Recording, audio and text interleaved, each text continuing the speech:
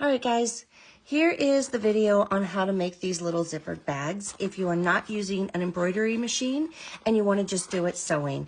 These are 3 different sizes that we have the panels for. This is the bigger 6x9, the little 5x7, and then this is the little tiny, it starts off as a 4x4 panel and ends up being about like 3.5 by 3.5. It's a great little change purse, your headphones, all sorts of different things. So basically what we start off with is going to be panels like this, and they come 5 on a roll. Well, there's 10 panels actually, 2 of each, so it makes 5 bags.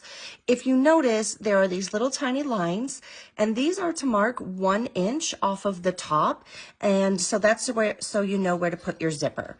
So I've already cut this one, and I just cut right at the line to make it 1 inch, and then this is going to be my back panel.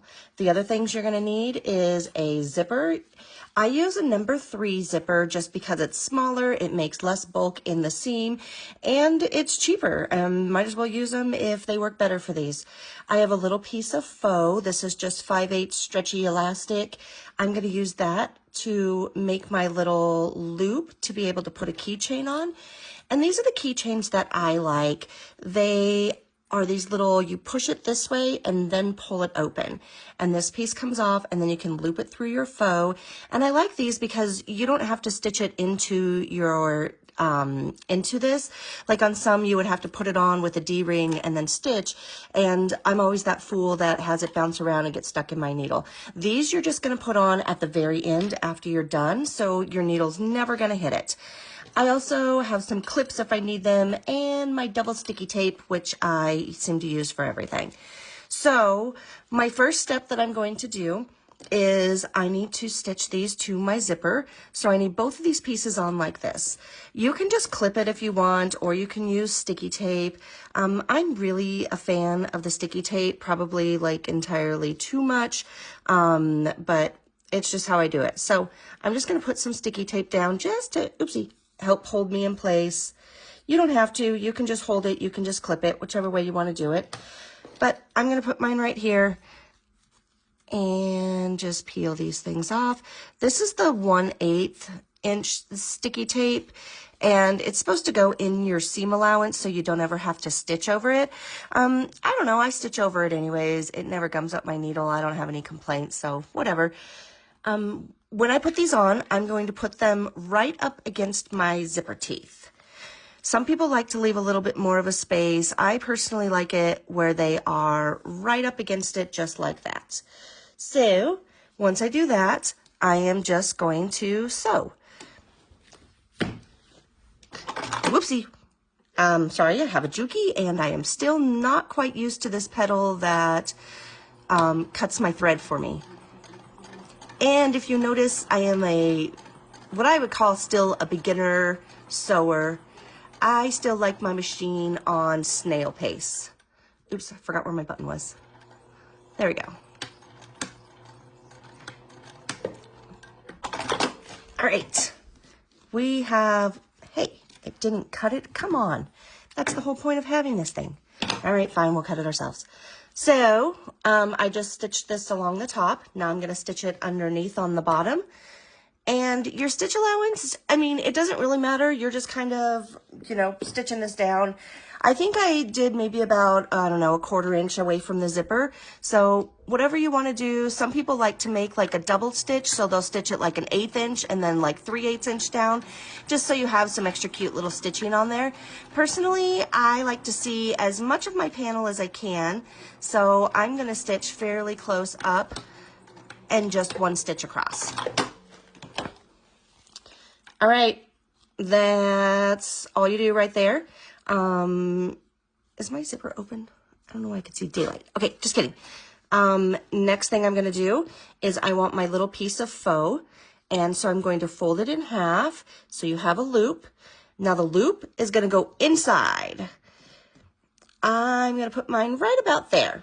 So I'm just going to take this and I'm just going to baste it on down just so it stays in place.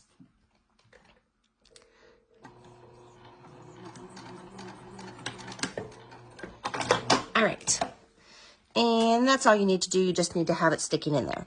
So now I'm going to take this one and I'm going to put it face side down.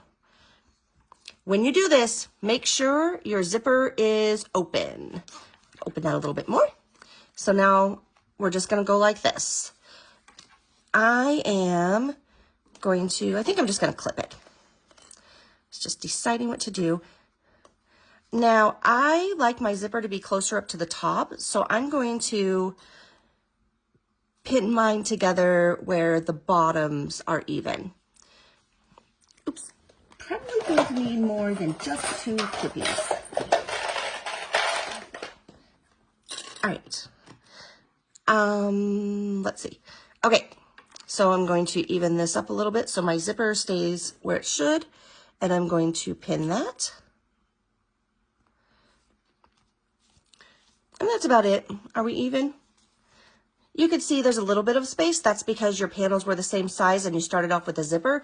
So it took up a little bit space. So I just lined mine up on the bottom. If you like your zipper down lower, then line it up at the top. Either way. So I'm going to stitch this side first just because I want to make sure that my zipper where it's open, that I get this lined up. So I'm going to start about right here because I'm going to try and round my corners a little bit, and I am not the best at that. So, oh, actually, where's my thing at? If you're doing it this way, you want to do it this way with this piece showing, or you can just cut that off so it's even. The last thing you want to do is have it like this and stitch on this side, and then you stitch too close up here and you miss this piece. So I'm just going to turn mine over so that I can make sure I'm not going to miss my pieces. And all right, figure it out. Haha. All right, we're going to start right here because I'm just going to try and make my corner kind of rounded. So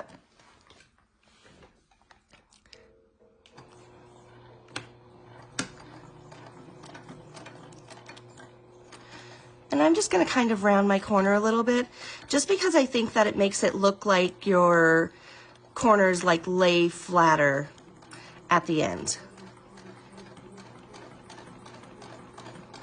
And there's no like real rule on this, on how you want to make your corners. If you want to do them straight, that's fine too.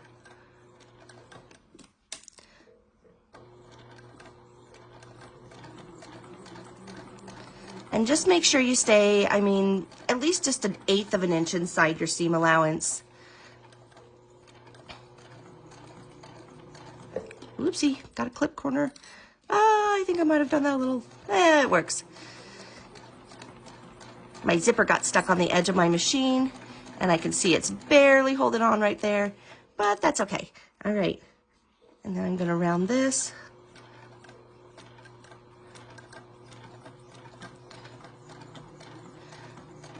And I'm going to go right over to my other one.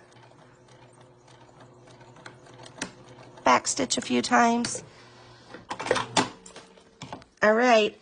So, woohoo. All right. You may not want to really look at that corner all that much, but I'm not the best at rounding my corners. It's easier if you use a pin and draw on it so that you can do your corners a little more evenly, but I'm just going to ignore that. And hey, look, that corner turned out great. That's okay. That's where I got stuck on my side of my machine a little bit.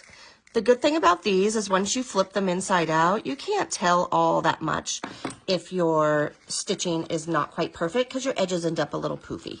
So I'm going to take this, oops, I should do it inside my camera so you guys can actually see.